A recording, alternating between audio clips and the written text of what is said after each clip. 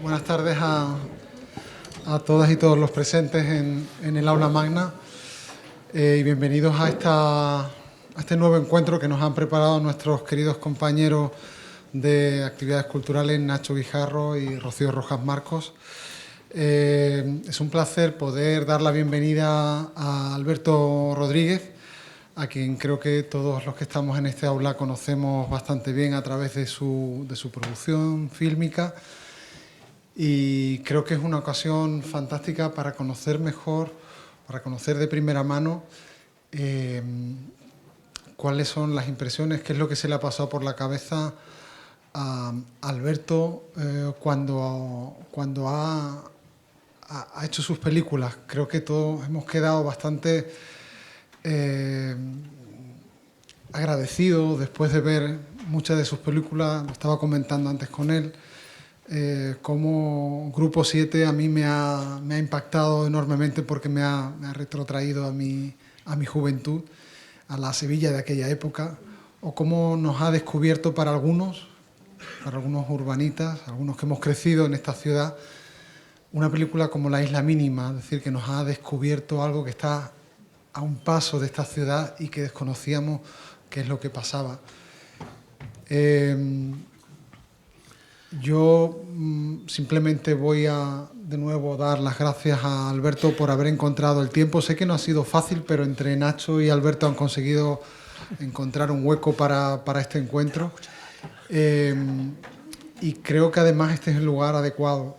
Es un lugar adecuado porque es un lugar donde trabajamos con cultura, donde trabajamos con lenguas, con literaturas. Y las películas no son otra cosa que cultura, lengua, literatura, relaciones sociales.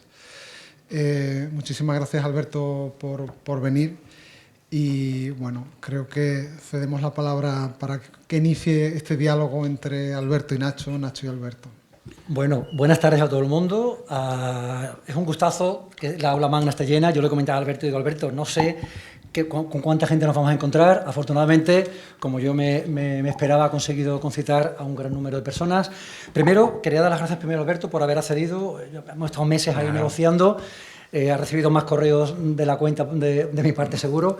Y también dar las gracias a la persona que está aquí por allá al fondo, que me comentó la posibilidad de traer a Alberto Rodríguez a la facultad. Gracias, Pedro, por tu... Sin ti seguramente no estaríamos aquí todo el mundo reunidos. Sé que no te gusta que te mencione, pero bueno, no, solamente vamos a dejarlo ahí. Alberto, vamos a empezar, si te parece, hablando de tu película más reciente, Modelo 77. La tenemos aquí, en formato DVD.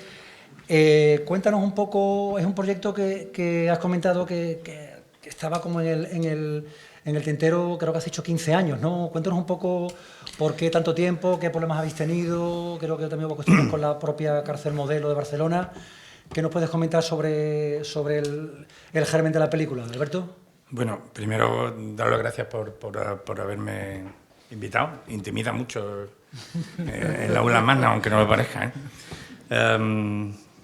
Y nada, yo encantado de haber venido. Es verdad que fue Pedro Álvarez el que me ha estado liando este tiempo para que viniera.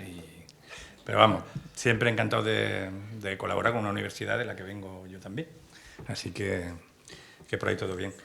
Y en concreto es que esta película es que ha tenido un proceso bastante extraño, por llamarlo de alguna forma, casi rocambolesco. Nosotros, sobre el año 2005, hicimos una película que se llama Siete Vírgenes, que a lo mejor habéis visto alguno de vosotros, que inesperadamente, nunca pensamos que fuera así, se convirtió en un éxito comercial, pues casi el mayor que hemos tenido. La vieron 1 millón de espectadores y de pronto eso nos colocó en un sitio que nos creímos con la suficiente capacidad como para levantar un proyecto como lo que al final ha sido Modelo 77. Nos pareció muy interesante cuando tuvimos conocimiento de lo que había ocurrido en las cárceles de la transición, poderlo contar, y durante un año después de este éxito comercial nos dedicamos a investigar, a recabar información. Entrevistamos a muchísima gente, fuimos a Barcelona, a Salamanca, a Madrid, a Extremadura, aquí en Sevilla también vimos a muchísima gente. Y lo que ocurrió fue que de pronto la cárcel Modelo de Valencia, que era donde se iba a rodar esta película, fue declarada en ruina. y no nos dejaron sin decorar, por decirlo de alguna forma, porque la modelo de Valencia seguía funcionando y aunque nos dijeron el año que viene cierra, la cosa se prolongó al siguiente y se mantuvo en activo hasta 2017 como prisión. Con lo cual no fue imposible recuperar durante todo este tiempo, hasta ese año, el proyecto. El coste subía a 1 millón de euros y la productora nos dijo que evidentemente no hacíamos la película en su momento, con lo cual hemos tenido que esperar todo este tiempo, hemos tenido la paciencia, también la seguridad, la verdad, de que esa cárcel iba a cerrar tarde o temprano. Está abierta desde 1904, una barbaridad para una prisión, y más con lo que ha pasado ahí, que prácticamente es buena parte de lo más interesante que ha pasado, o sea, de la gente más interesante que ha pasado por Barcelona ha pasado por esa prisión, de una manera u otra. Y finalmente, en el año 2019, en plena pandemia, o 2020, ya nos enteramos de que por fin se había liberado y que a lo mejor nos daban la posibilidad de rodar. Lo que pasa es que también ha sido un proceso bastante largo y complicado, porque en ese momento decidimos rescatar este proyecto. Y en principio nos dijeron, muy bien, pero os dejamos un fin de semana para que hagáis la película. Entonces fue como... Hombre, es un largometraje, el guión tiene 130 o 140 páginas, es una película larga, es literalmente imposible. En realidad es porque la cárcel modelo sigue teniendo un montón de actividades, está abierta, es visitable, si vais a Barcelona podéis ir. Está en el centro además, ¿no? En todo el centro de la ciudad, curiosamente. Está en ¿no? el centro. Bueno, es que en realidad estaba en el campo, pero la ciudad claro, o sea, se comió las afueras, ¿no? Claro. Entonces se ha desplazado entera la ciudad y estaba en todo el centro. Y haciendo gestiones, finalmente se consiguió que nos la cedieran durante un mes. Remodelamos además una parte, una galería, para devolverle el estado que tenía en los años 70. Sucesivas variaciones habían hecho, pues, no sé, que instalaran unas chapas gigantes para tapar todas esas lucernas que se ven. Y todo eso se había tapado en los 80 porque la cárcel se puso mucho peor cuando entró la heroína, evidentemente. Y entonces sí que se convirtió ya en una cosa salvaje, que es justo cuando acaba nuestra película, prácticamente. Un poco, ¿no? Bueno, no sé si me he extendido mucho o he aclarado la cuestión o no. Y en todos estos años, Alberto, ¿el proyecto ha cambiado de alguna manera? Porque imagino que tu cine ha evolucionado, Rafael Cobos y tú habéis hecho películas, ¿ha cambiado vuestra concepción del cine, de la sociedad? ¿O realmente el proyecto era básicamente el mismo que tenías inicialmente? No, que va, no, ha cambiado muchísimo la película. No ha cambiado, creo, el espíritu que teníamos desde el principio. La inquietud que nos surgió cuando tuvimos conocimiento de todo esto. O sea, ¿por qué un hecho así no había ni rastro? O sea, yo no lo había escuchado mencionar nunca. Y eso no cambió, esa inquietud que en buena parte lo que me ocurre es que cuando una película es lo que trato de transmitir, una pregunta, que es la que me hago cuando las cosas llegan por primera vez, ¿no? Me parecía interesante que en un estado en el que todo estaba cambiando y todo tenía que cambiar, de pronto los jueces no pudieran cambiarse mucho, porque eran los mismos, de un momento a otro, ¿no? Eso me parecía que como telón de fondo era interesantísimo por esta película. O sea, cómo cambiar la justicia de la noche a la mañana. Y fue muy interesante todo el proceso de documentación y cómo se fue construyendo la película, y creo que esa inquietud no ha cambiado. No ha cambiado la atención que le pusimos al discurso que nos dieron, o que entablamos, con la conversación y el diálogo que entablamos con muchos de los presos que fueron los representantes de Coppel en ese momento. Y también no ha cambiado un poco mi admiración por una lucha que creo que tenía un fondo muy justo, aunque pueda entrarse en un debate muy profundo aquí. Sobre podrías comentar lo que es la Coppel, ¿no? Por si alguien, porque es una cosa tan desconocida. Sí, para los que no hayan visto la película. Como es tan desconocido. Claro, es como... A ellos no les gusta que se llame así, pero para que nos entendamos, como una especie de sindicato que se monta en las cárceles de la transición, ese momento en el que estamos pasando de la dictadura a la democracia, para luchar por los derechos de los presos. Y con una cosa que sostenían por encima de todo, y es que ellos tenían derecho a empezar de cero. O sea, que en parte eran consecuencia de los 40 años de dictadura. Y algo de razón muchos tenían. Había leyes como la ley de vago y maleante, que no tenía ningún sentido. Para que os hagáis una idea, en la cárcel modelo de Barcelona había un módulo de homosexuales, dividido en congénito y adquirido. Eso es para que veáis el nivel de disparate que había en el momento. Con lo cual, sí que había una parte, evidentemente, claro. Lo que la amnistía fuera total, que era lo que se defendió en un momento determinado.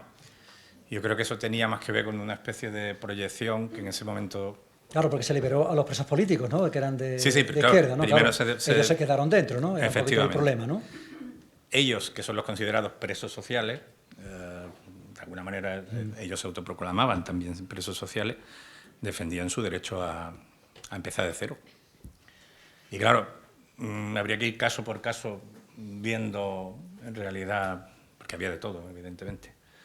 Pero no deja de ser una cuestión muy compleja, ¿eh? Y creo que es sumamente rica y que levanta un debate muy interesante, incluso sobre para qué sirven las prisiones, no solamente sobre este caso concreto, sino una general, cosa, ¿no? mucho más amplia. De hecho, fuimos al clásico de Foucault, recuerdo, cuando estábamos en pleno vigilar y castigar. Efectivamente, ¿no? El sí, panopticón que se ve, ¿no? Y estaba pensando, ¿contactasteis con miembros de COPEL al hacer la película? Y luego, ¿habéis tenido reacciones por su parte? ¿Les gusta, no les gusta? ¿Se sienten representados? Sí, yo estábamos preocupados contactamos con Daniel Pon, por ejemplo, que es uno de los principales portavoces, no cabecillas, porque era todo comunal, todo se decidía. Y eran toda España, eran todas las cárceles de España. Sí, esto fue aprendiendo, empezó en Carabanchel, pero fue aprendiendo poco a poco en todas las prisiones del país. Y contactamos con él y, bueno, nos trató muy bien, estuvo con nosotros, pero es un tipo duro, que no te regala una, ¿eh? O sea, el momento que te equivocas en los mínimos, te suelta un zasca, pero de cuidado. Y... ¿Ha habido muchos zascas después de la película? No, eso es lo que voy a contar. Es que fuimos al estreno de San Sebastián, entonces estaba allí el Cursal, la sala llena, en fin, fue muy bonito, la reacción del público fue estupenda, pero yo sabía que él estaba allí sentado. Tomando notas, ¿no? Lo que quería saber es qué opinaba él de la película, porque no, fue la primera ocasión en la que la vio, ¿no? Y luego, al final, nos encontramos al final de la noche, no conseguí verle, y al final de la noche me lo encontré, estaba con su mujer, y se acercó y me dijo, está bien, ha quedado bien la película, y se fue. Pero luego vino su mujer por detrás y me dijo, no, se ha emocionado mucho, y la película le gustó un montón. Pero claro, no me lo iba a decir, no... Daniel es así. No regalaba los 10, ¿no? No. Y otra pregunta, Alberto, quizá un poquito ya hablando de tu cine general, casi todas tus películas las has escrito a medias con Rafael Cobos, ¿no? Que no es una cosa muy habitual, por lo menos en España, que yo sepa. Corrígeme si me equivoco. ¿Cómo surge esa colaboración, que creo que no fue en tus primeras películas? No. ¿Cómo es el proceso de trabajo? Uno hace una parte del guión y otro otra. ¿Trabajáis a medias? ¿Uno escribe y otro corrige? Porque, como digo, es un proceso bastante peculiar, ¿no? Sí, bueno, la verdad es que el proceso lo fuimos haciendo un poco sobre la marcha. Y fue desde la primera película. Lo que primero hacemos es reunirnos durante mucho tiempo para hablar simplemente de un tema concreto, ¿no? Cuando cayó cuando entramos a barajar la posibilidad de hacer modelo, pues llegamos a hablar de todo lo que caía en nuestras manos que tenía que ver con las prisiones, no solo películas, textos, pues no sé, recuerdo que leímos Falconer de John Cheever, sí. Por ejemplo, o el texto de Foucault, o cualquier idea, no importa. Nos fuimos a hemeroteca, entonces todavía no estaba digitalizada la hemeroteca y fuimos durante semanas allí a fotocopiar. La de aquí de Sevilla, ¿no? Sí, a la de Sevilla. A fotocopiar todo lo que tenía que ver con el tema y así pasamos un par de meses hablando sobre de qué va a ir la película. Básicamente del tema y de cosas que nos gustan, de personajes, pero no hay nada concreto. Luego, generalmente nos sentamos, compramos un papel continuo gigante, bueno, del tamaño de la pared antes del salón de mi casa, que era pequeñito, y ahora de la oficina que alquilamos, que vamos alquilando una por película más o menos, y un montón de posit, y ahí vamos más o menos estructurando la película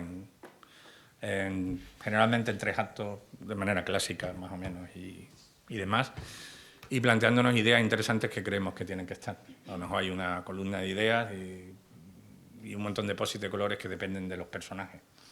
por poner un ejemplo, porque las películas que hemos hecho son un poco distintas. Y una vez que más o menos tenemos eso y pensamos que nos convence esa estructura general, solemos escribir un argumento que puede, en algunas películas ha tenido 20, 30 páginas, en otras 80, y luego él se encierra, generalmente Rafael se encierra y es el que escribe, luego me lo manda, yo reescribo, se lo mando y así pues estamos 9, 10, 12 versiones, depende de la película. ¿Y cómo sabe uno cuando está el guión ya listo para el horno? Pues que se acaba el tiempo. Se acaba el tiempo. Siempre, porque se acaba el tiempo, sí, sí. No, si por nosotros fuera seguiríamos retocándola siempre. Vamos, de hecho, cuando empiezan los ensayos, viene Rafael y montamos todas las secuencias. A mí me gusta primero hacer una lectura general con los actores, pero luego ir haciendo una pequeña puesta en escena de todo lo que va a ocurrir en la película. Me parece que les da ventaja a ellos y sobre todo me da ventaja a mí, que soy muy inseguro. Cuando ya planteo cómo va a ir la puesta en escena, tengo ya una visión más o menos global de la película. Y sirve mucho para detectar dónde tienen las grandes lagunas. Los actores hacen muy buenas preguntas porque tienen que defenderse, claro, tienen que defender un papel concreto y saben perfectamente dónde están los problemas. Entonces, ¿reescribís sobre la marcha? Y solemos reescribir en esos ensayos. A veces simplemente tocamos una línea, a veces tocamos la secuencia entera, a veces la descartamos y la quitamos de la película. Y en ocasiones concretas, antes hablábamos de esto, pues por ejemplo en Siete Vírgenes, como eran chavales, lo que hicimos fue, y chavales que sabían bien de qué iba la película, porque eran muchos chavales de la calle, lo que hicimos fue, cada vez que uno decía, yo eso no lo digo así, yo lo digo así, vale, pues así lo voy a decir. Y creo que eso ayuda a que luego las cosas suenen de verdad, a que te las creas, a que... El pasar por los ensayos nos viene muy bien. Y ahí se queda más o menos escrito el guión ya que de la película que vamos a rodar. Pero generalmente se sigue tocando durante el rodaje también, ya son pequeños detalles, flecos, rara vez una secuencia concreta. Creo que, por otra parte, hay que escuchar a todo el mundo y que a veces hay alguien que tiene una idea que supera con creces lo que traías de casa escrito. Y merece la pena, porque la película no se termina de escribir hasta el día que vas y haces la última mezcla de sonido. Siempre está abierta. Y creo que tiene que ser así. Siempre tiene que estar abierta a... Incluso la sala de montaje puede modificar cosas y... tiene que estar viva, vamos, hasta el último momento. O yo pienso así, vamos. Sé que hay otra gente que le gusta hacer... Pero bueno, esto es que es como que cada cual... Claro, tiene tiene su método o trata de tenerlo. ¿No? Porque generalmente también lo que me ha ocurrido es que cada película es distinta y no tiene nada que ver con la anterior que he hecho, con lo cual tengo que empezar de cero y crear un método nuevo para abordarla, casi. Cuando ya creía que tenía dominada la calle un poco, pues hicimos Grupo 7 y se convirtió en una película de acción. Entonces ya era la dificultad de hacer una película de acción al mismo tiempo que estaba haciendo una película en la que la verosimilitud de todo lo que estaba ocurriendo era muy importante. O sea que nos ha ido cambiando mucho. Y por ejemplo, ahí en Grupo 7, por ejemplo, el lenguaje de la calle, ¿cómo lo manejáis? En fin, ¿vais directamente a las fuentes originales o cómo...? Porque realmente ahí eso, cuando están, por ejemplo, todos los barrios, o lo comentaba antes el decano, ¿no? Ese lenguaje callejero, incluso, por ejemplo, estás pensando a lo mejor en Modelo 77, el lenguaje carcelario de la España del tardofranquismo, ¿no? ¿Cómo se documenta uno? A lo mejor ahí no sé si había prensa o a lo mejor la gente de Copel... Ahí fuimos bastante laxos porque parte del vocabulario... ya sería incomprensible. Nos chocaba, ¿no? Es que nos chocaba, incluso para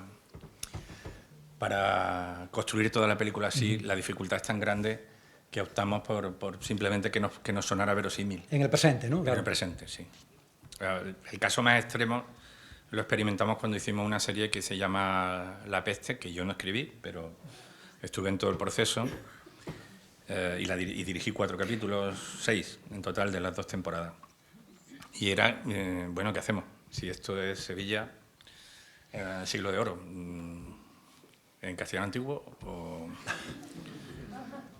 Claro, porque es un gran problema, una decisión muy importante también porque Pero imagino que la plataforma tendría mucho que decir, supongo, Claro, también, claro, ¿no? evidentemente. Es quien pone el dinero, ¿no? La pregunta duró... Claro. Nada, ¿no? Y entonces lo que sí decidimos fue intentar no usar un lenguaje que nos resultara estridente o que de pronto te pudiera despegar del momento en el que estaba viviendo. Recuerdo, por ejemplo, yo dirigí también, esta profesión tiene mucho altibajo, una serie que se llama Hispania, de Viriato en Extremadura contra los romanos. Básicamente el argumento, una serie de Antena 3 que podía haber estado muy interesante, podía haber sido muy interesante, pero sí, el problema es que teníamos que hacer 80 guiones de 80, 90 páginas, 100 páginas en 3 semanas. Entonces las espadas estaban con fiso, cogidas, o sea, leías el guión y decían, entonces Viriato y los suyos se enfrentan a una centuria romana. Y tú decías, no, tenemos 15 romanos y ellos son 6. O sea, ¿cómo hacemos esto? O sea, era constante. Y ahí sí recuerdo que en esa serie sí que había frases que te ponían nervioso, como Viriato sí que se lo monta bien. La recuerdo perfectamente. Se me ha quedado grabada en el cerebro esa frase. Pero bueno, era un no me gusta decir esta palabra, pero no se me ocurre otra. Era un producto audiovisual hecho para una franja concreta, buscando un público concreto. Entonces, yo entendía lo que estábamos haciendo. Con La Peste teníamos una ambición distinta, por decirlo de alguna manera, y sí buscábamos cierta verosimilitud, por decirlo de alguna forma, ¿no? Bueno, mira, al final la serie la terminó emitiendo la BBC, Mira. cosa que me tiene bastante orgulloso y contento porque ya me parece complicado venderle hielo a los esquimales. Me pregunto cómo tradujeron la frase que bien se lo monta Viriato. No, esa no fue a la BBC. Digo La Peste. La peste. Sí, Yo también pensé que era No. Hispania, perdón. No, Hispania no, pero Hispania tuvo un recorrido de público estupendo y a la gente le gustaba mucho y demás. ¿Pero también salió al extranjero, por ejemplo, Hispania, o solamente te refieres en Antena 3? Que yo sepa, no. Bueno, ya que has hablado de La Peste, te comentaba, La Peste un poquito rompe, bueno, dejando aparte Hispania, que lo rompe más todavía, un poquito lo que es tu pauta de, sobre todo, de películas de cine, ¿no? Te vas al pasado, el siglo XVI, sigues en Sevilla, eso sí. ¿Cómo surge La Peste? ¿Es un encargo también de la plataforma? ¿Cómo te animas a meterse? Porque también imagino tuvo que ser un trabajo descomunal, ¿no? Fue un encargo de Movistar directamente. Estaban iniciando una cosa nueva, que era producir series y nos encargaron desarrollar una. Y el presupuesto era descomunal, supongo, ¿no? Porque tenía todo tipo de... El presupuesto fue cambiando, porque al principio, por puro desconocimiento nuestro también, me parece que eran como 6 millones, empezamos a escribir y ya empezamos a darnos cuenta de que aquello no cuadraba, 7, 8, 9... y acabamos en 10 millones, casi se dobló el presupuesto inicial. Parece un dineral. Ahora mismo es el coste medio de una serie cualquiera que veáis. O sea que... Eran 6 capítulos, ¿no? Lo que pasa es que no estaba puesto en contexto todavía, ni se estaba produciendo de manera generalizada, porque creo que fue de las primeras series que produjo Movistar con esta idea de hacer series escala, de calidad, sí, por decirlo de alguna forma, ¿no? De apostar, vamos, esto aquí la ecuación es sencilla, o sea, pones un dinero, la calidad sube, es evidente. No... Y has comentado que tú no dirigiste, perdón, que no escribiste La Peste. No. ¿Eso fue decisión tuya, decisión de la plataforma o es que a ti no te interesaba? No, es que era imposible porque yo estaba terminando otra película que es El hombre de las mil caras, mientras estaba escribiendo La Peste. De acuerdo. Entonces no podía estar los dos proyectos a la vez. ¿Y es la primera vez que has dirigido algo que tú no has escrito? ¿Te sentías No. incómodo con algo que realmente no había salido de tus manos o no tuviste mayor problema con ese? Bueno, el texto en parte era de Rafael y a Rafael. Entonces le había escrito parte de... Sí, él sí. Entonces me sonaba todo muy familiar. Pero también Pedro también me escribió algo y Fran Araujo y entonces... No, estaba bien escrito, no me resulta complicado Sí, no me cuando refiero el material es ajeno. ¿no? Sí, no es tanto la calidad como que no sea una cosa que... Intenta hacer lo tuyo Claro. y ya está. Es otra forma de trabajar. No. Alberto, una curiosidad, porque 2 títulos de tus películas llevan el número 7. ¿Tienes alguna predilección por este número? No, yo no, pero es que cuando hicimos Siete Vírgenes... Son tres, está- además. 3, perdón. Son tres. 3. Son tres. Son tres. Hay 4, 7... Hay 4, 7, 3 películas. El- 7 vírgenes, grupo 7, modelo 77. ¿Casualidad? Parece que No, es. o sea, modelo 77 era porque el año en el que todo cambia es 1977, ¿no? Y el primer caso, que fue el de Siete Vírgenes, cuando escribimos el guión, hay uno de los chicos que hace un juego, que es el juego de las 7 vírgenes, pero en realidad no teníamos un número. Y dijimos, bueno, ¿le ponemos las 7 vírgenes? Sí. Y luego la película se llamó Siete Vírgenes. Fue un éxito comercial muy grande. Cuando fuimos a hacer el grupo, que entonces no tenía número, le dijimos, ¿qué número le ponemos? Y Falete dijo, no, el 7, tío, que nos dio suerte la otra vez. No podemos ponerle otro. Así que por eso le pusimos grupo 7 y... Y lo que queda todavía, ¿no? El que es tremendamente supersticioso es él, yo no. Pero tanto que hay veces vamos andando por la calle hablando de lo que sea y me dice, oye, ahora vengo, que tenía que haber pasado por detrás de un árbol, no lo he hecho. Bueno, pues vale, yo sigo andando y ya al rato el vuelve. séptimo árbol. Es muy supersticioso. Alberto, otra pregunta. Tú, una cosa que, en fin, de las muchas cosas admirables, que tú has decidido quedarte en Sevilla, no irte a Madrid, no abandonar tu ciudad. Has tenido que renunciar a muchas cosas, han pasado trenes, aunque tengamos el AVE directamente a Madrid, trenes en los que no te has podido montar por haberte quedado en tu tierra.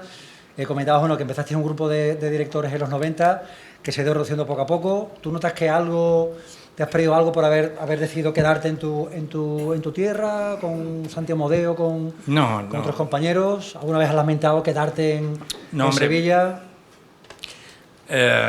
Sí, o sea, hay veces que vas a Madrid y dices, bueno, pues ves a los otros compañeros y ves que tienen pues, pequeños grupos en los que intercambian películas, en los que, pues, no sé, están unos atentos al trabajo del otro, ayudan, vas a ver la película de no sé quién, opinas. Aquí estoy como un poco más aislado. También, no sé si por eso me llevo bien con todo el mundo y la distancia quizá ayude a esto. Básicamente yo no he apostado en concreto por quedarme aquí, ha sido más todo producto del azar y de la casualidad más que otra cosa, y luego he tenido la suerte, por un lado, de que ha habido una productora en Madrid que me ha apoyado todo el tiempo, que ha sido primero Tesela y luego Típica, que el mismo productor, José Antonio Félix, y luego que aquí en Andalucía estaba Gervasio Iglesias, y que gracias a eso y al AVE, prácticamente, hoy puedes hacer lo que quieras y volver en el día. ¿Me he perdido cosas? Pues sí. También habrás ganado seguramente, ¿no? He ganado en que mi vida es más tranquila, claro. Eso sí, seguramente. Y no me ha ido mal, o sea, yo estoy contento con... Se nota obviamente hoy que no te ha ido nada mal. Si te parece, Alberto, vamos a pasar a cuestiones un poquito más personales. Quizás antes estábamos comentando, hablando de modelos que tú has seguido, cuando eras un adolescente, qué películas, qué directores te hicieron...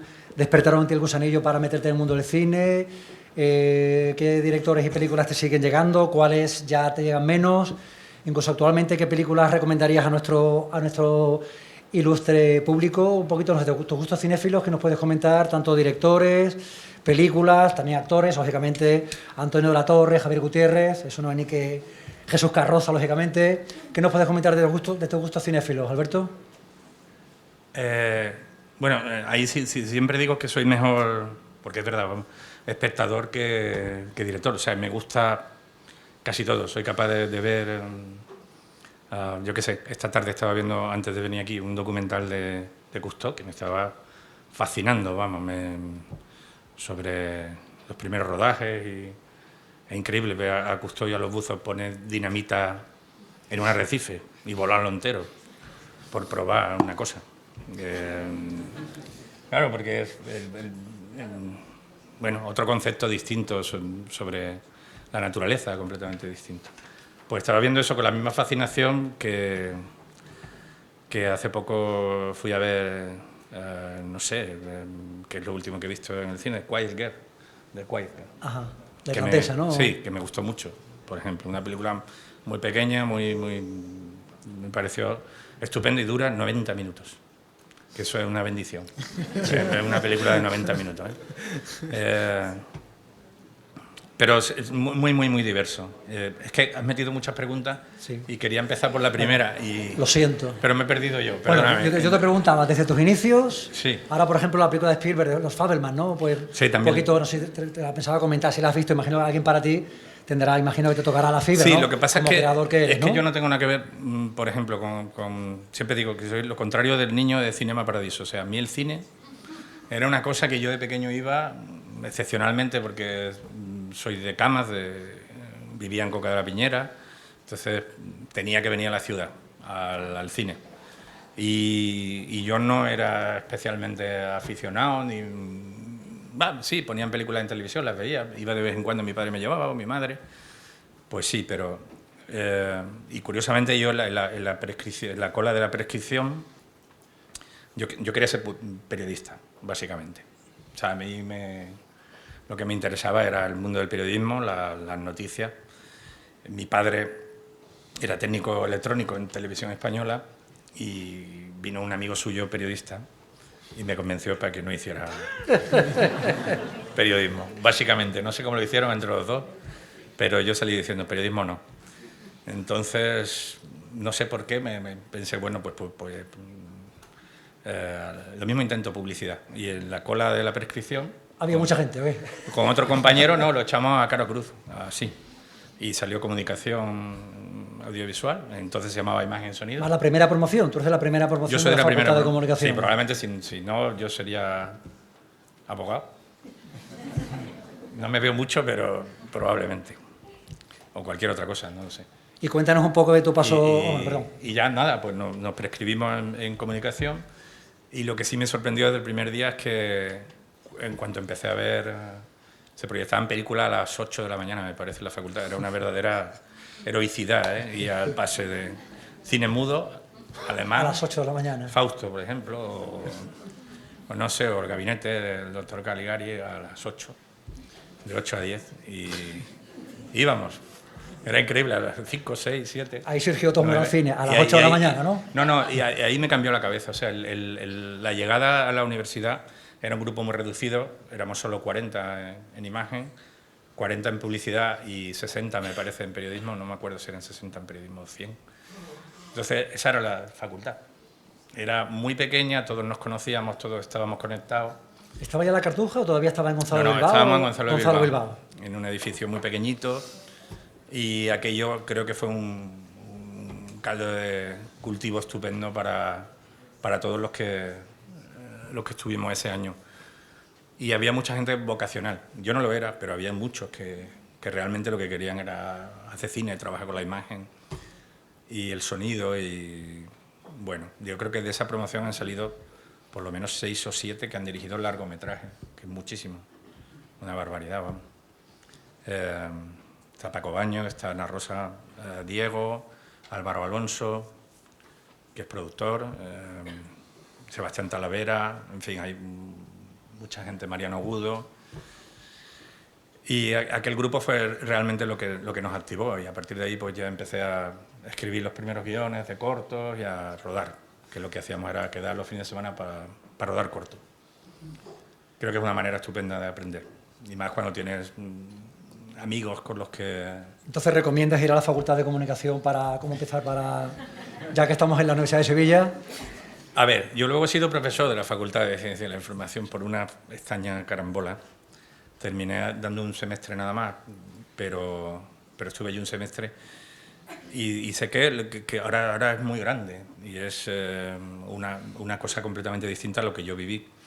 Pero no sé si lo recomendaría o no. Pues sí, a mí me sirvió, desde luego. Me sirvió para conocer a muchos autores, para acercarme a mucho cine que no habría visto de otra manera, para adquirir un montón de conocimientos que no hubiera tenido si no hubiera pasado por allí, y para hacer muchos contactos y conocer a mucha gente interesante, sobre todo.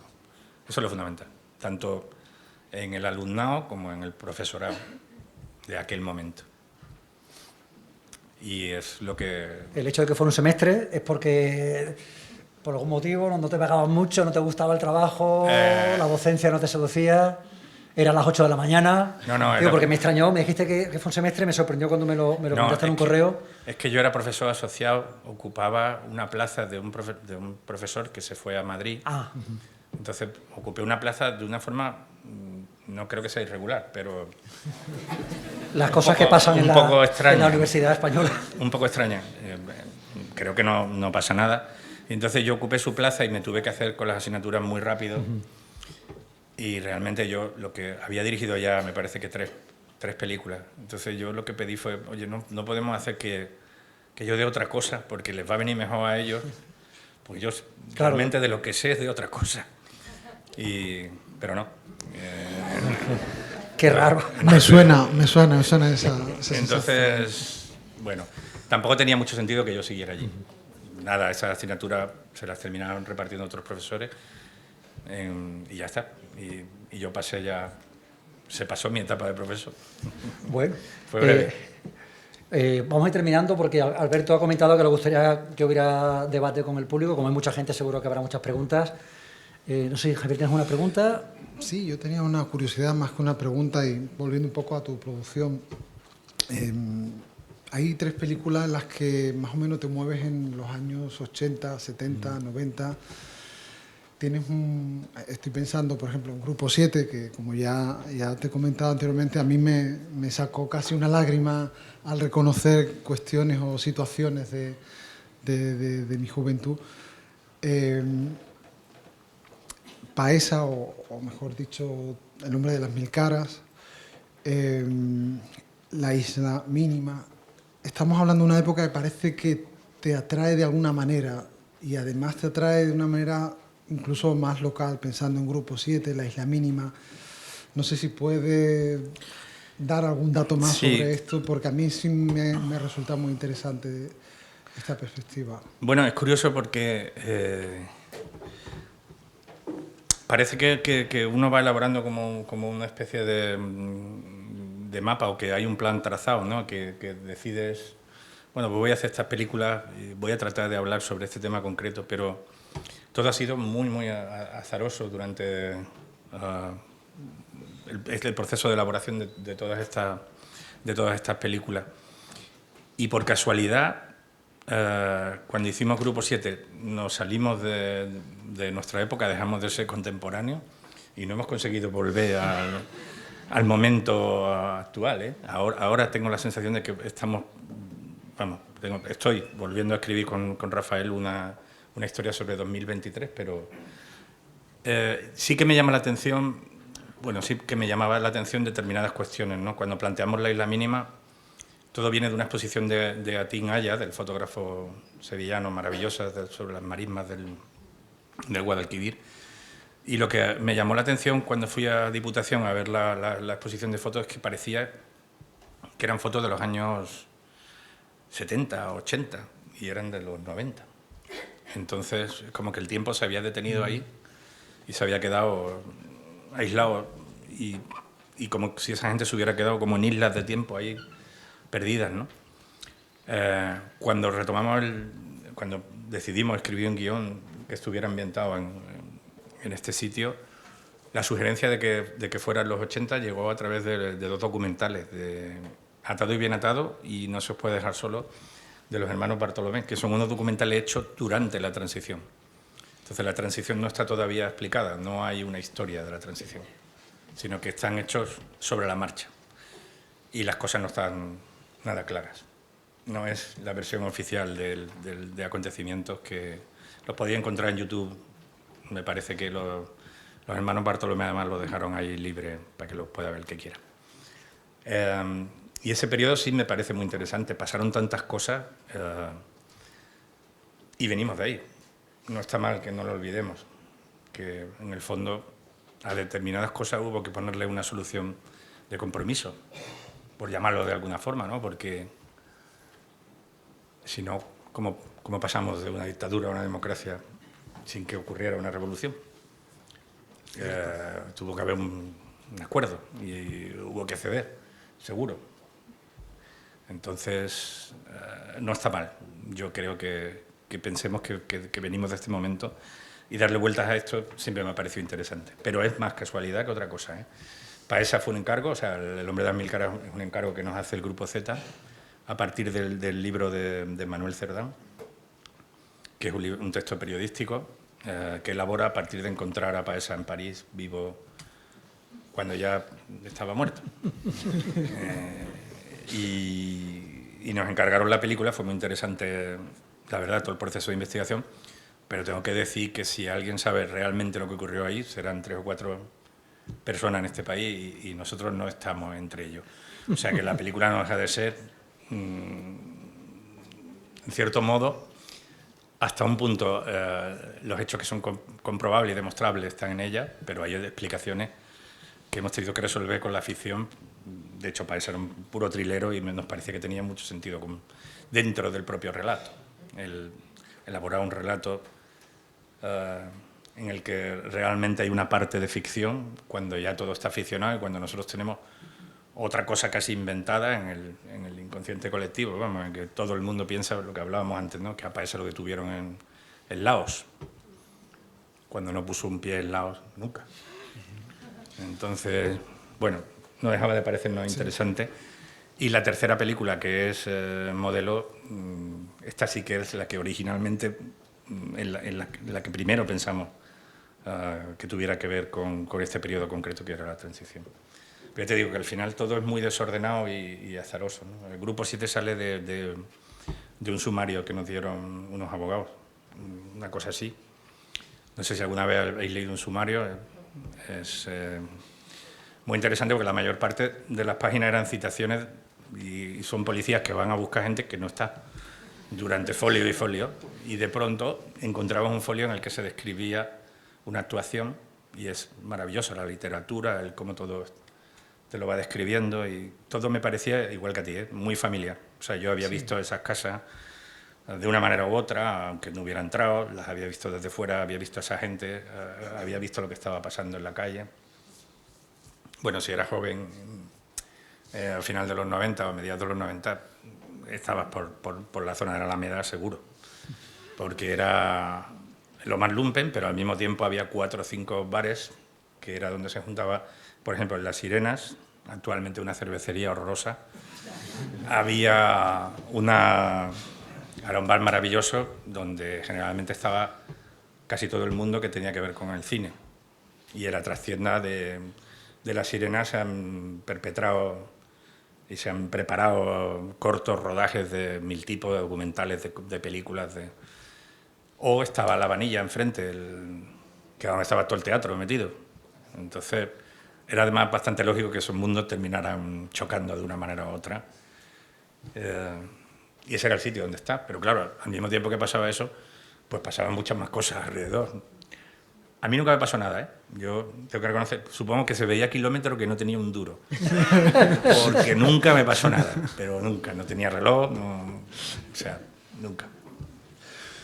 Bueno, si te parece, Alberto, para terminar, una cosa que hemos comentado previamente y que, bueno, creo que hay que celebrar, el magnífico año que ha tenido el cine español en el 2022, en parte con tu película Modelo 77. Antes te preguntaba a qué se debía y no parece que estuviera muy claro. ¿Puedes aventurar algún tipo de hipótesis? ¿Por qué de repente tiene que ver con la puñetera pandemia? ¿Tiene que ver con que llega una generación nueva? ¿Tiene que ver con que llegan directoras al cine español? Tú, como eres una persona que de casi ya, creo que tu primera película es del año 2000, ¿no? Ya muy veterana, ¿cómo te lo explicas? Pues, o sea, todas las razones que has dado probablemente estén dentro de posibles causas para que esto haya ocurrido, ¿no? Pero sumándolo todo, no me alcanza al año que ha habido. Creo que ha habido 20 tantas películas que he visto que me parecen muy interesantes o que son muy buenas directamente.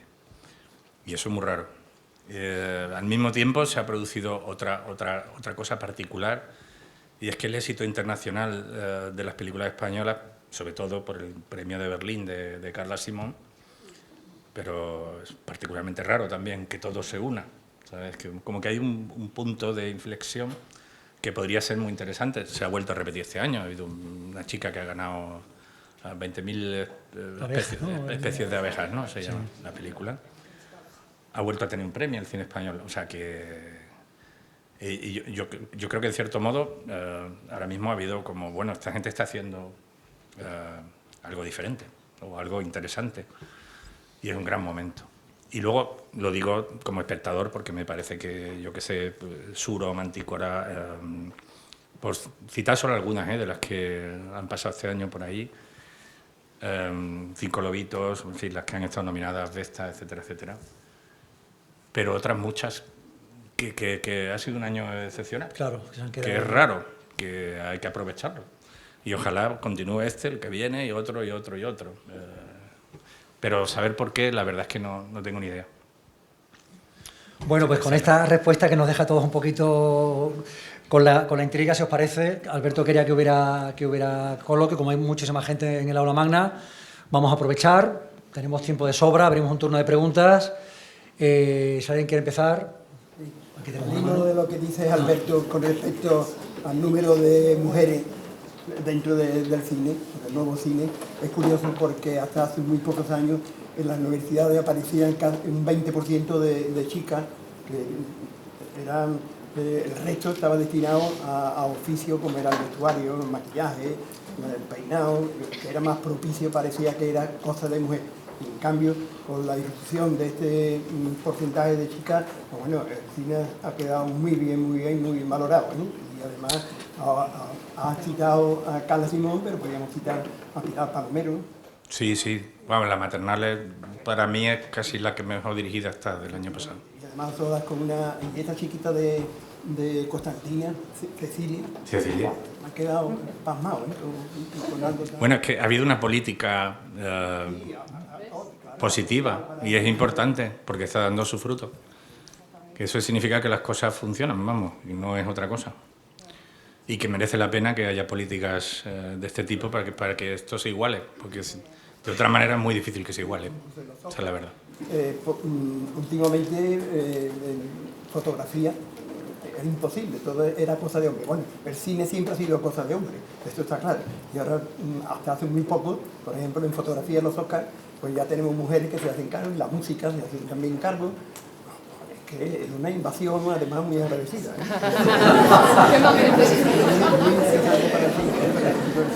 Yo creo que, por lo menos aquí a nivel nacional, lo que se demuestra un poco es que la política de ayudas que ha habido, que incentiva el papel de la mujer dentro del cine, está dando sus frutos. Y que los frutos son buenos, vamos, que todo hay que verlo de una manera positiva. Eso sí que creo que es porque funciona. Había otra mano aquí, ¿no? Sí. Bueno, antes preguntaba que el porqué de la cosecha de este año y demás. Yo mi reflexión es que, por lo menos particularmente a mí, en particular, el cine español ha evolucionado mucho gracias a ti. Gracias a mí. Grupo 7 para mí marca un antes y un después del cine español, sindical, en cuanto al cine, por lo menos. Bueno, pues, ¿yo qué te voy a decir? No, fuera de broma. Gracias a ti, que verdaderamente el cine español apenas existía. O sea, tocar 107 creo que era de Uribe, pocas películas. No, y Urbizu también. Sí, Urbizu. Urbizu es una figura también fundamental. Siempre ha existido él, ¿eh? El cine negro. Era una nota discordante, digamos de alguna manera. Ya después de ti, digamos que han venido más. Hablo de, por ejemplo, sobre Oye, hablo de Tarde para la ira, por ejemplo, también. De Raúl, sí. De Raúl. Sí, Muchas películas que de alguna manera, no voy a decir que has fijado un canon, pero se ha dado posibilidad al cine español de ser fresco, de no tener que fijar en el cine norteamericano, de tener una idiosincrasia con el cine patrio, porque tú aquí te has fijado en cosas que quizás son difíciles de exportar. Pero he pedido ya la palabra. Andalucía, y entonces son cuestiones que apenas han tocado, creo que apenas han tocado en el cine español, y tú has sabido llevarlo muy bien con quitando el localismo, haciéndolo de alguna manera la historia, que pueden ser un poco más o menos universales, pero sin quitarle ese tema español, digamos de alguna manera, ¿no? Sí, pero... O sea, yo te lo agradezco mucho, pero creo que viene de la suma creo que he evolucionado porque realmente ha habido mucha gente estudiando en escuelas de cine mucho más específicas. Por ejemplo, los directores de fotografía empiezan a tener un nivel impresionante. Porque creo que, lógicamente, todo evoluciona. Yo, en el caso del thriller, a veces pienso incluso que también puede que tengamos la culpa de una oleada de thriller tan absoluto como hay ahora mismo, que parece que son todas iguales, la verdad. De eso también a veces uno lo piensa. Pero yo qué sé, a mí me cuesta ver como que nosotros hemos hecho una cosa distinta a los demás, la verdad. Que creo que, por ejemplo, si pienso en La Isla Mínima, que es un poco la película que ha sido hasta ahora nuestro mayor éxito y que ha tenido repercusión, curiosamente, la que más repercusión ha tenido en el mundo, que se ha visto desde, yo qué sé, de Nueva Zelanda, Inglaterra, en Francia hizo casi 400.000 espectadores, o sea, una película que fue un éxito internacional muy grande. Es cierto que es una película hecha con dos detectives perdidos en las marismas del Guadalquivir. A priori no parece que tuviéramos todas las cartas ganadoras, vamos, justo lo contrario, ¿no? Que viene de cosas tan distintas como Por el río abajo, un libro que escriben Grosso y López Salinas, dos comunistas, en los años 60, metiéndose en las marismas. Creo que son los 60 finales, me parece. Si queréis leerlo, luego podéis ver la película y veréis que alguna cosa coincide. Pero que viene también, por ejemplo, de Fincher y de Seven o de Zodiac.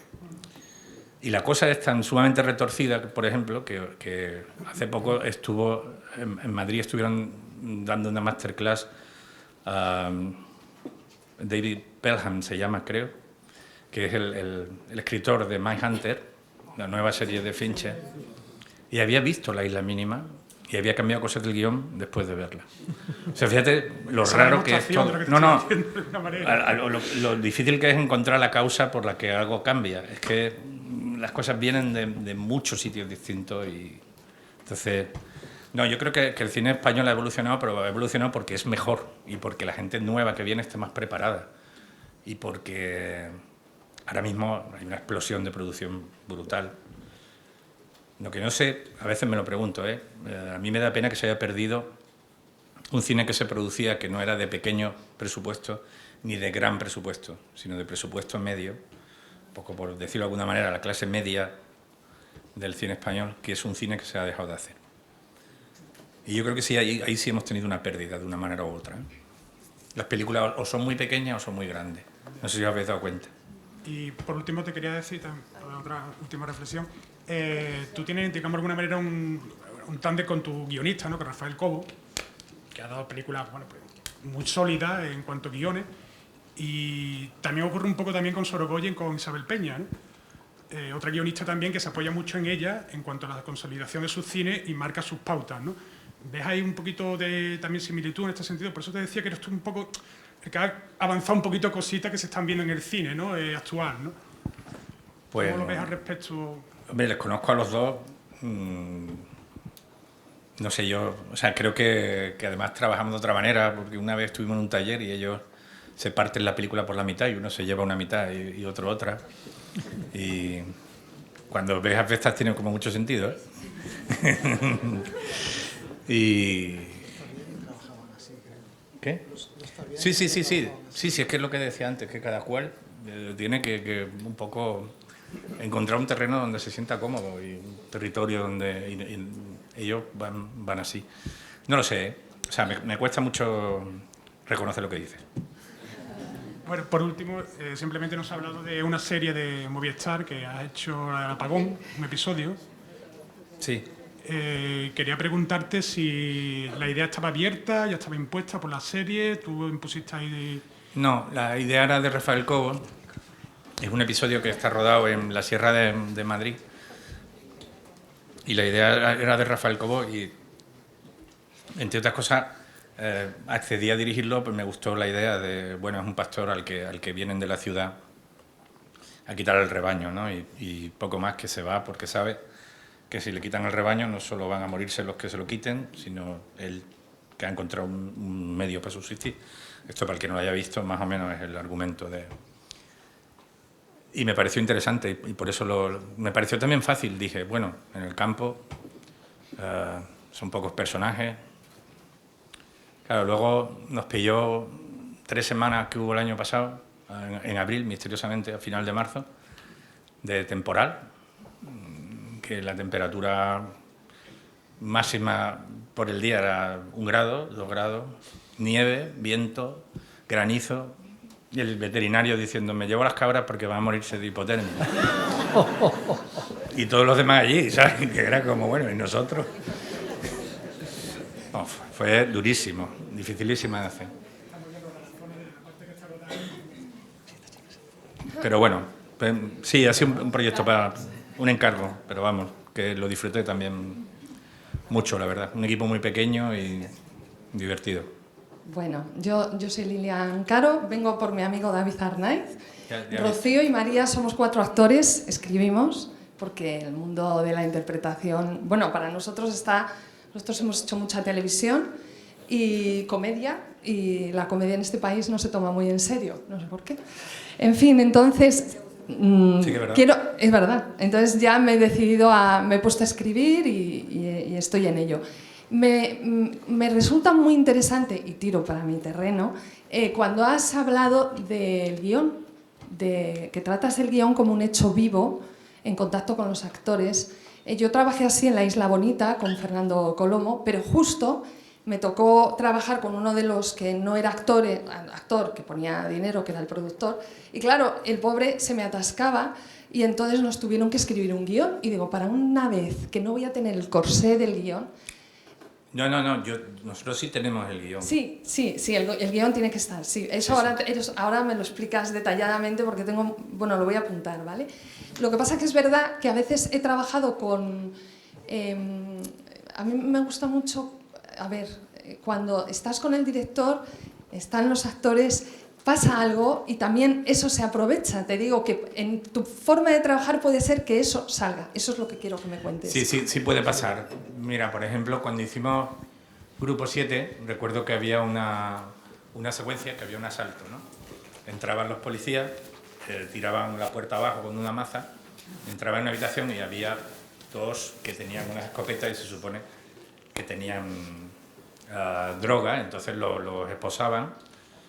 Y Antonio Latorre cogía uno por el cuello, imaginaos, uno de rodillas aquí con las esposas puestas y otro a su lado, como estamos él y yo.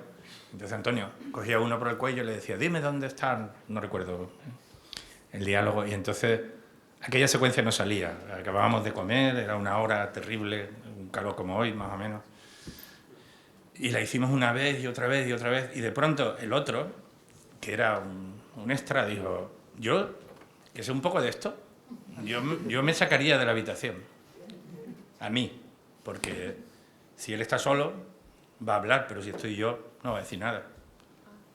Y dijimos, es verdad, es que tiene toda la razón. Y lo que hicimos fue, inmediatamente, bueno, pues uno de los personajes lo cogió, lo sacó de la habitación y salió a la primera. A eso me refiero, con que las cosas están vivas.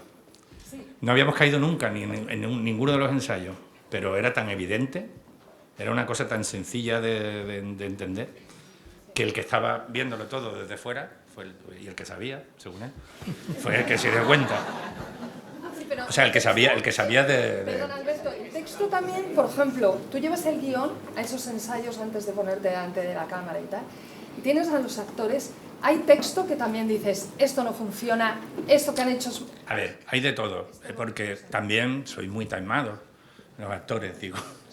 Entonces, yo recuerdo, por ejemplo, cuando hicimos Grupo 7, que yo le di el guión a Antonio Latorre y... Bueno, Antonio curró con él en una serie de los 80. Sí, Antonio es maravilloso, pero yo le di el guión y esto fue un viernes. Mira, el lunes hacemos una primera sentada y lo leemos.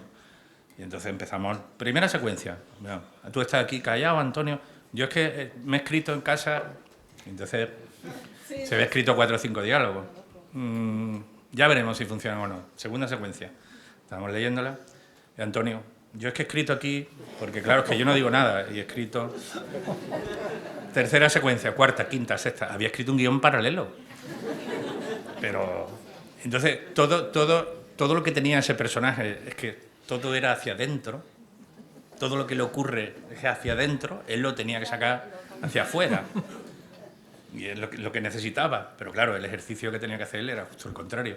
Por eso digo lo de taimado, ¿eh? Porque claro, él va al terreno donde está cómodo, como todos. Y el ejercicio de Antonio en esa película fue el contrario, que creo que lo hizo muy bien. Pero claro, así empezamos a trabajar y terminamos... Que ya no quería decir nada, al final era al revés. ¿Por qué digo esto? No, yo no diría nada. No, normal. Hay otra pregunta.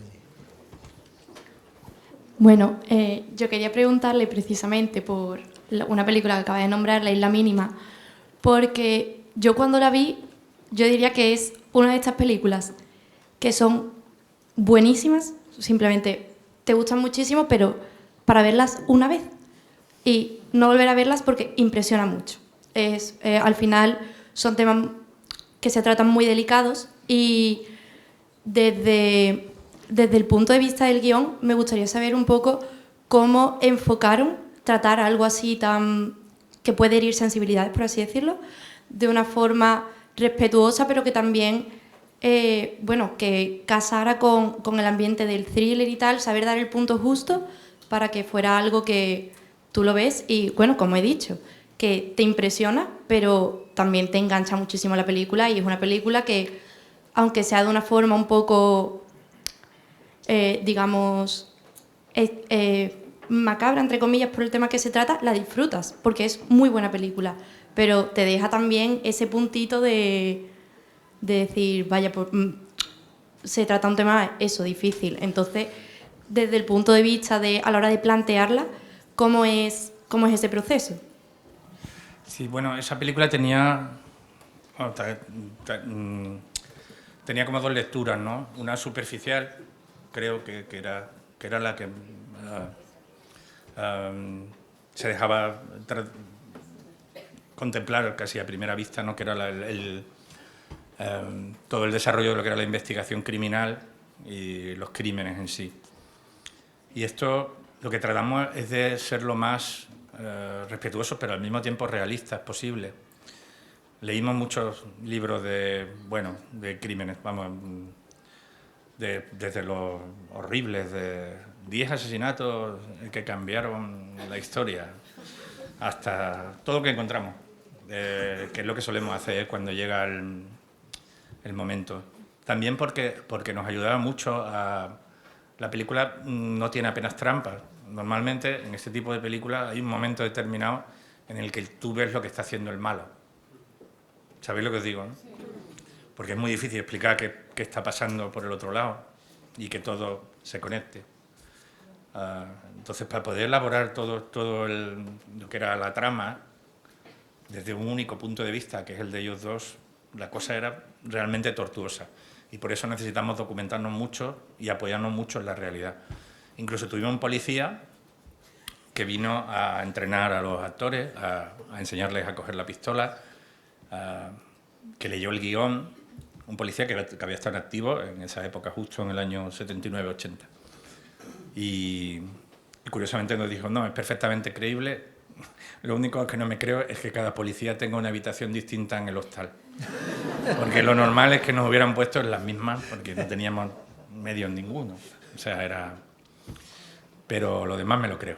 Y estuvo ayudándole a todo. Hablamos mucho del miedo, por ejemplo. Del miedo real que tiene una persona cuando tiene que apuntar a alguien o dispararle. Que existe, claro que existe. De la adrenalina saliéndote por la garganta. Recuerdo que hablamos también de la dificultad en un momento determinado de que decirle a alguien que ha muerto un ser cercano de una manera horrible. De todas estas cosas, ¿no? Ese fue el intento de construir una película de crímenes que fuera, por llamar de alguna forma, que fuera lo más honesta posible. Y luego la película tiene una segunda lectura, que yo creo que es más subterránea, que trata sobre el contexto histórico, sobre el momento en el que está sucediendo, en el que bueno, hay un choque de trenes que se está produciendo precisamente entre lo que decíamos antes, ¿no? El mundo de esa dictadura que está desapareciendo y el mundo de esa democracia que emerge nueva. Vamos, de hecho, la película acaba en no recuerdo la fecha exactamente, pero creo que es noviembre de 1980. Unos meses después hay un golpe de Estado. O sea que no deja de hablar del momento tan sumamente crispado en el que estaba el país. Hay otra mano allí, ¿no? Al final.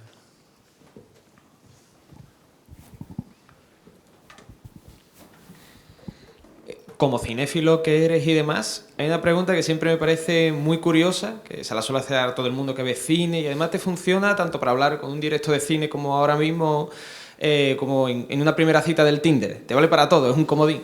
Y tengo mucha curiosidad de hacértela a ti concretamente. Miedo me estás dando. 3 películas que sean tus favoritas, que te hayan inspirado, las que tú quieras. 3 películas. Bueno, Blade Runner, de Ridley Scott, voy a decir las 3 primeras que se me ocurran. El verdugo de Berlanga, por ejemplo, y La caza de Saura. 3 películas maravillosas, la verdad. Pero podría haber dicho cualquier otra. Mira, Alberto, cuando has hablado de la serie La Peste, yo tengo una curiosidad y quiero que me la disculpe. Sobre La Peste, la serie La Peste, tengo una curiosidad y quiero que me la aclare. Vamos a ver, según el guión, la epidemia esta trágica que sucede en Sevilla es al final del siglo XVI. Sí, Eso sí, es cierto. Es cierto, pero en Se ha cambio, desplazado. Exactamente. ¿Esto por qué? ¿Esa es una licencia histórica o es que ha Sí, convenido de acuerdo con el espectáculo? No, nos tomamos esa pequeña licencia de desplazarlo en el tiempo porque nos parecía que el momento de auge económico era mayor en un momento que en el otro. Y en el fondo también es verdad que cuando había epidemias del tipo que fuera, de pronto se llamaban pestes, no se sabía muy bien qué estaba ocurriendo. Pero bueno, sí, nos tomamos esa libertad de moverlo un poco, sí. Mira, ¿me permite otra pregunta? Sí. Sí, mira, desde que te incorporas al mundo del cine, veo que estás muy vinculado no solo a Sevilla, sino a parte de Andalucía. De hecho, forma una compañía estable, tipo John Ford, donde aparecen técnicos como Moyano, de montador, del Amo, bueno, varios, ¿no? Sí, Alex, Pepe, sí, Yoli. Un grupo técnico que siempre es como una compañía estable. El único que falla es en la fotografía, que una vez utiliza a catalán y otra vez tanto a otro especialista. Con respecto a los actores te pasa lo mismo. Paco Tou, Manolo Solo, Paco León, o sea que son todos gente vinculada no solo a Sevilla, sino a parte de Andalucía. ¿Esto lo lleva como un sistema necesario o es que esto te produce no una satisfacción, sino lógicamente un mérito profesional? No sé, bueno, lo del equipo tiene más que ver con que funciona bien. No sé, es un equipo que se mantiene estable desde hace 20 años prácticamente y que profesionalmente yo creo que están entre los mejores del país sin duda alguna y que, pues no porque lo diga yo, sino porque la mayor parte de ellos cuando terminan de hacer una película conmigo pues o trabajan con Iciar Bollaín o con Fernando León de Aranoa o con Alejandro Amenábar o en fin, que son profesionales de mucha altura y aparte los conozco. Es que en mi trabajo buena parte tiene que ver con la comunicación, con ponerte de acuerdo con el otro, con que todos estemos de acuerdo con que vamos a un sitio concreto y que ese sitio es ese. Y así se acorta mucho camino cuando ese trabajo está hecho. Entonces, en ese sentido, me resulta muy cómodo y muy sencillo trabajar con este equipo, la verdad. Y respecto a lo otro, que eran los actores y el vínculo con Andalucía, a mí me gusta trabajar con materiales que están bastante cerca de, o que entiendo, o que estén cerca de algo que se pueda entender, que iba a decir, cerca de la realidad, pero no, más bien de lo verosímil, de algo muy cercano, que siempre me ha parecido que es un valor, que es algo positivo. El hecho de utilizar el acento andaluz vino por eso, por ejemplo. Empezamos a usarlo de verdad con Siete Vírgenes Y fue porque esta película era de chicos de la calle. Me daba la sensación de que si de pronto buscábamos un acento neutro, la película hubiera sido de mentira entera. Llegamos hasta tal punto que, por ejemplo, con Jesús Carroza, que tenía un acento fortísimo, muy difícil de entender, llegamos a hacer 3.500 microinsertos buscando si él decía, luego voy a mi casa, luego voy a ir, ¿qué es lo que si ponemos bien voy a ir, se va a entender? Entonces vino al estudio y simplemente grababa voy a ir. Y eso lo insertábamos, a lo mejor usábamos a veces voy, o vo, o i, o hoy, ¿sabes? Simplemente. Hicimos 3.000 y pico, casi 5.000 mini insertos de eso.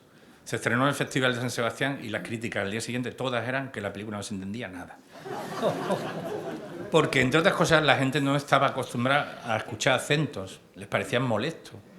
Por suerte, eso es algo que en el cine se está convirtiendo en un valor, en vez de en algo... Porque tiene que ver con la riqueza del español, ¿no? Del castellano. Y con que se habla de muchas formas, muy distintas. Vamos, me hace gracia ver ayer la palabra carajote gigante detrás de... En Cádiz, detrás de todos los del Congreso, ¿no? de la lengua. Pero es que es así, es que esa riqueza es la que creo que es hermosa. Y la última, la prueba, ya acabo. La prueba es que este año, con toda naturalidad, se ha vivido como una de las películas, y además ha sido la más taquillera, Avesta, que es una película hecha en gallego, o sea, con acento gallego, mezclado con gallego y francés. Me parece estupendo. Es un signo de que avanzamos. Pero eso nos aleja un poco el mundo del espectáculo de la asistencia. Porque vamos a ver, en Grupo 7, en Grupo 7 llega un momento donde los diálogos no se entienden, no vocalizan los actores. No llega uno a oír los diálogos, se pierde uno. Yo creo que si vas a ver Y tu mamá también, o El hijo de la novia, o cualquier película colombiana, no entienden nada. El Intemperie de Benito Zambrano pasa otro tanto, el Luis Bermejo que no se le entiende nada. Eso es un problema. Vosotros cuando en la postproducción, o incluso rodando en el combo, ¿no se dais cuenta de ese defecto? No, pero es que lo que considera un defecto, en determinadas ocasiones no me gusta que llegue a no entenderlo el espectador, evidentemente, por eso hago los esfuerzos que hago. Pero yo creo que Grupo 7 sí es una película que se entiende, y creo que Intemperie se entiende. También hay que tener en cuenta cómo se ven las películas, ¿eh? O sea, si se ve en una televisión, los altavoces de la televisión de casa normalmente son malos. Hablo del habitual. En una sala de cine, El cine convencional, vamos. eso debe sonar bien. También hay cine y cine. Hay una palabra ahí al fondo pedida, sí. ¿Se me escucha? Vale. Que una pregunta como director veterano que es usted, a cualquiera que quisiera iniciarse en todo el mundo del cine y la industria cinematográfica que es, ¿qué principales consejos le daría? Más que nada como si usted tuviese que hablarse al pasado y, no sé, errores que ha cometido o eso, ¿qué consejos que le daría a un principiante o que sienta curiosidad por meterse en bueno, todo eso? O sea, lo que te puedo decir, lo que más me ha ayudado, que básicamente ha sido, creo que leer libros, ver películas y analizarlas también, y luego rodar, preparar y rodar cosas. O sea, porque a veces... yo recuerdo, por ejemplo, que a mí me dio una experiencia y mucha seguridad. Yo trabajé en televisión mucho tiempo, desde el 94 al 2000 prácticamente trabajaba en televisión haciendo de todo. O sea, yo he contribuido mucho a empeorar la calidad de lo que sale por la tele. Desde concursos hasta copla, hasta... Pero me tocaban casi siempre pequeños reportajitos en los que tenía que ir a casa de la gente y del que fuera. Por ejemplo, empecé haciendo uno que se llamaba ¿Qué pasó con?, que era un programa en el que pues si un famoso había desaparecido 20 años de la vida pública, nosotros íbamos y le hacíamos un reportaje. ¿Qué pasó con Parchís, por ejemplo? Recuerdo. O ¿qué pasó con la selección que ganó la plata de baloncesto? O ¿qué pasó con los Pecos? Ese me acuerdo perfectamente, me puse malo. ¿Qué pasó con los pecos? Pues yo llegaba a la casa, conocía a los pecos. Qué suerte. Sí, la verdad que fue muy divertido porque eran venerados por la chica que nos cuidaba cuando éramos pequeños, mi hermana y yo, vamos, inmediatamente pensé en ella, pensé si pudiera verme en este momento, claro. Pero bueno, entonces llegaba allí y lo primero que haces es, en tiempo récord tienes que imaginar cómo vas a montar un reportaje que tenía una mini estructura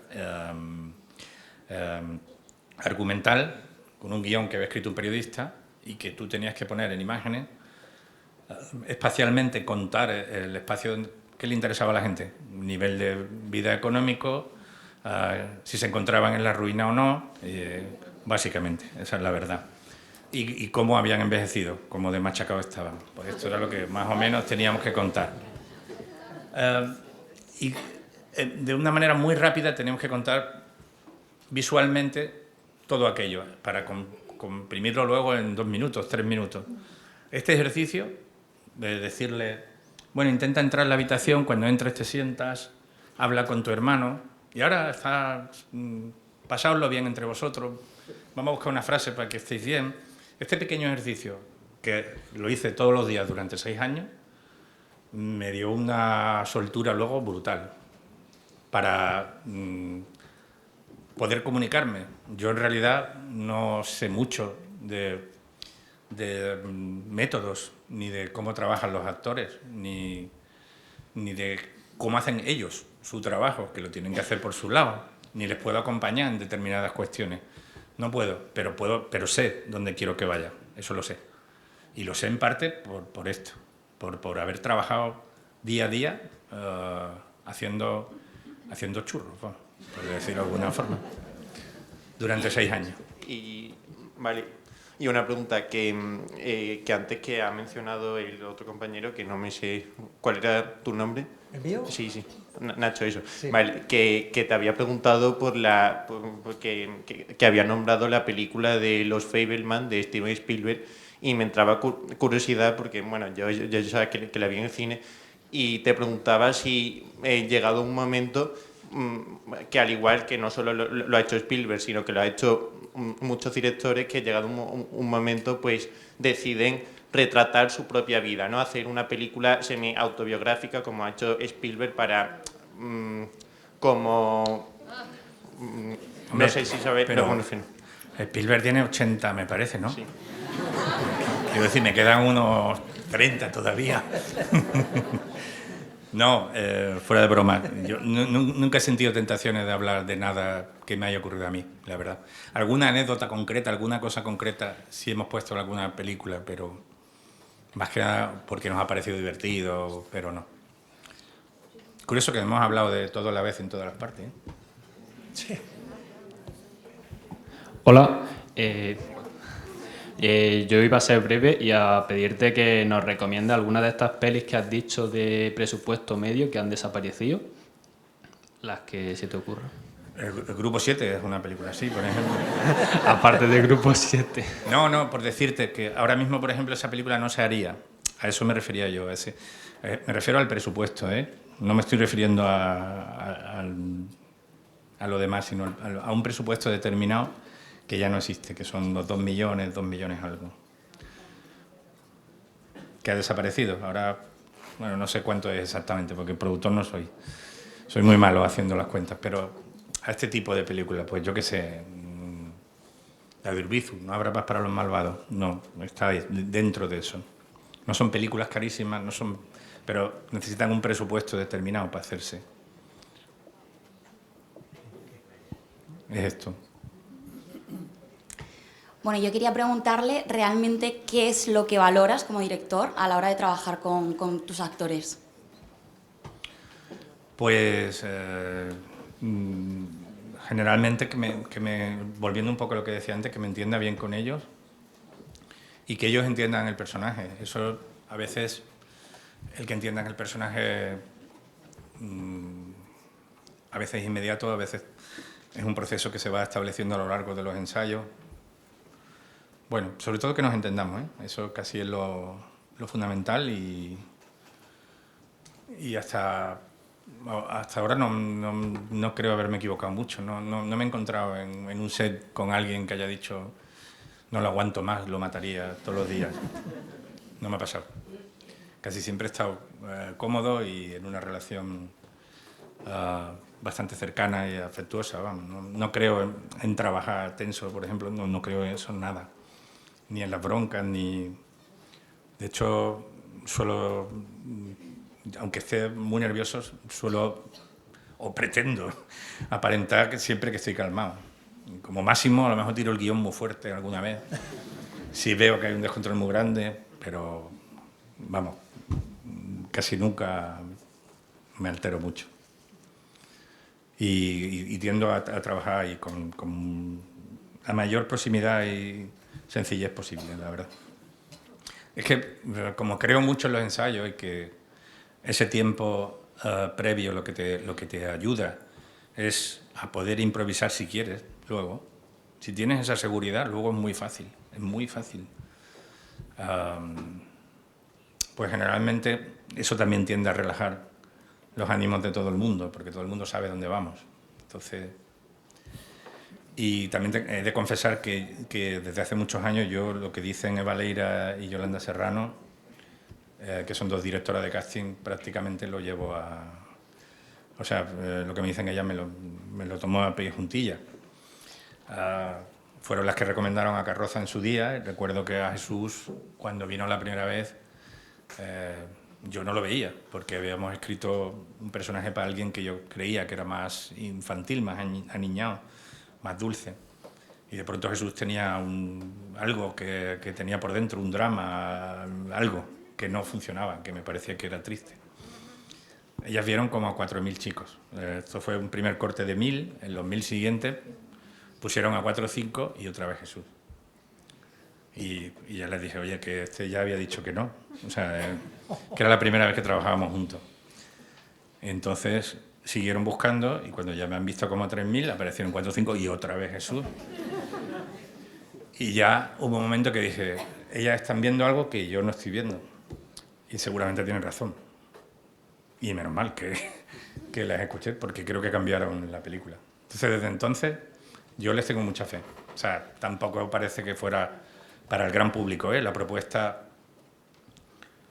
más interesante es poner en La Isla Mínima a 2 cómicos haciendo de 2 policías. En ese momento Javier Gutiérrez era conocido por Águilas Rojas, básicamente. Y aquí hacía un personaje muy oscuro. Y Raúl, pues, hacía comedia. Y después de la película, pues, han hecho 2.000 thrillers cada uno, creo. Pero en ese momento era como arriesgado ese movimiento. O proponer a Blanca Romero para After. También era una cosa bastante extraña y yo creo que está fantástica. Más allá de que sea famosa o no. Que eso, que por cierto me enteré luego. Pero bueno. Leticia, venga, sí. A la compañera. Hola, muy buena. A mí me gusta mucho la fotografía.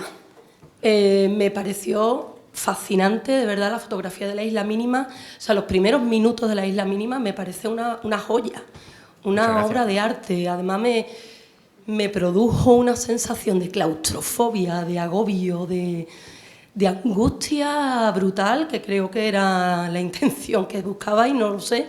A mí me la produjo, desde luego. Sí, es que hubo varios procesos de enganches con la fotografía en esa película.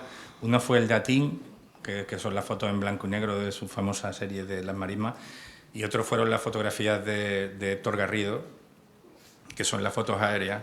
Que son brutales. Que Héctor hacía mientras censaba las aves del parque, porque él era fotógrafo del CSIC, del Centro Superior de Investigaciones Científicas. Entonces hacían fotos desde una avioneta para contar aves. Y estas las hizo aparte en una serie, yo las guardé en una carpeta, y fíjate, luego resultó que nos conocíamos, pero una carambola de estas de la vida increíble. Sí, pero La Isla Mínima es exteriores, en fin, que puede dar como más juego en ese sentido. Pero, por ejemplo, la de Modelo 77 a mí me parece que tiene una fotografía alucinante y son escenas interiores y, sin embargo, me parece precioso, o sea, estéticamente bello, cómo se construye las galerías cómo se juega con las formas geométricas, con los rectángulos, con las sombras, con ese rosetón, que después me di cuenta de que estabais copiando una foto real, creo, Sí. con las figuras incluso de ese hombre colgado en el rosetón, creando formas. En fin, yo no sé si estáis buscando algún tipo de sello, un poco, porque yo ya lo estoy buscando cuando veo películas tuyas. Bueno. No sé si debo hacerlo, porque Hombre, no sé si son muchas coincidencias. El director artístico es el mismo. El director artístico es que el mismo. ganó los 2 Y el Goya. director de fotografía también. Es el mismo. Alex Catalán, sí. Que es un grandísimo director. Es maravilloso. De todas formas, es curioso porque Ale y yo lo que intentamos es encontrar un lenguaje para cada película. Y de hecho, si habéis visto varias, son muy distintas. O sea, por ejemplo, Siete Vírgenes no tiene nada que ver con La Isla Mínima, ni Grupo 7 con ninguna de las otras dos. O sea, cada película tratamos de encontrarle que la historia, que el estilo de la película y el lenguaje de la película emane de la historia que estamos contando. El Grupo era una película de acción, de sentir la cámara, de grandes angulares, de que el movimiento se viera. La Isla era justo lo contrario, era un homenaje a la fotografía, vamos, prácticamente. Y Siete Vírgenes era una película tan sumamente desordenada visualmente, fruto también de una decisión a la hora de rodar, y era que nosotros teníamos que seguir a los chavales y no supeditarlos a lo que era la técnica del cine. Como no habían hecho nunca nada, pues que se movieran como quisiesen por la escena, que nosotros ya les seguiríamos. Entonces la solución visual de esa película vino por otro lado. Si la veis, o si alguna vez la volvéis a ver, la primera parte de la película es completamente azul, o sea, completamente cálida, y la segunda totalmente azul. Y esto llegó a que teníamos que, si por ejemplo había un coche rojo aparcado, pues llamábamos a la grúa y nos lo llevábamos para que solo se quedaran los azules y los que estaban en tonos fríos. O sea, a que esos elementos los incorporamos de otra manera, la belleza visual o el tratamiento visual fue incorporado de otra manera. Que a cada película le hemos ido buscando un estilo distinto. Pero no son decisiones solo del director artístico, es un tándem también, ¿es cierto? Son decisiones de todo. Es que la gran mentira es que las películas las hago yo. Eso sí que es mentira. No, ni yo ni nadie. No hay ningún director que haga las películas él. Eso es mentira. Las hace un equipo, claro. Y por eso siempre se da las gracias al equipo. Que suena otra vez la gracia al equipo. Pero es que es verdad. Yo creo que las películas las hacemos entre todos y es bueno que las hagamos entre todos. Todo el mundo aporta, todo el mundo trae algo que decía la película. A veces las ideas no son buenas, pero eso es lo único que yo hago en un momento dado. Decidir esto que es un poco ponernos de acuerdo, pero fundamentalmente las hacemos entre todos. Entonces no es un tándem. Por ejemplo, a esta decisión de los colores, pues entra vestuario también. Entonces hicimos un mapa de color que todos seguíamos. Incluso asignamos colores para determinadas cosas en Siete Vírgenes porque no podíamos ser demasiado preciosistas con la imagen. Entonces vamos a contar cosas de otra manera. A ella le dimos el rojo, por ejemplo, que es un clásico de película americana. Sin ningún valor simbólico de ningún tipo. En esa película creo que no, pero se lo dimos a ella. Reservamos el rojo solo para ella. A él le dimos el verde porque leímos Peter Pan, porque es como un poco la fuente del mito, ¿no? Y hay muchos elementos de Peter Pan puestos en la película. Si os fijáis, él va de verde, tiene unas alas verdes, tiene unas alas en la espalda, el protagonista. Hay una Wendy, hay unos niños perdidos, hay uno que nunca está cuando las cosas pasan, igual que en la obra de Barry. Hay un Capitán Hook, un manco que es el tío de Richie. Están todas esas cosas, incluso hay un plano concreto, pero que no quedó muy bien, que ella se está duchando y se ve a través de una cortina verde, como en la película de dibujo animado, un momento que hay que Campanilla se mete detrás de una hoja. Pero bueno, este ya era de premio, ¿eh? O sea, no, pensamos que esos elementos luego quizás los espectadores no los cacen, pero tenemos la sensación de que están y de que es otra forma de comunicarte, otro nivel. No sé, es... Una última intervención, porque no queremos agotar a Alberto. Una pregunta por curiosidad, Alberto. Como director de cine, ¿conoces la importancia de la presencia de un director a la hora de desarrollar una película? ¿Cuál sería tu opinión acerca del cine de superhéroes?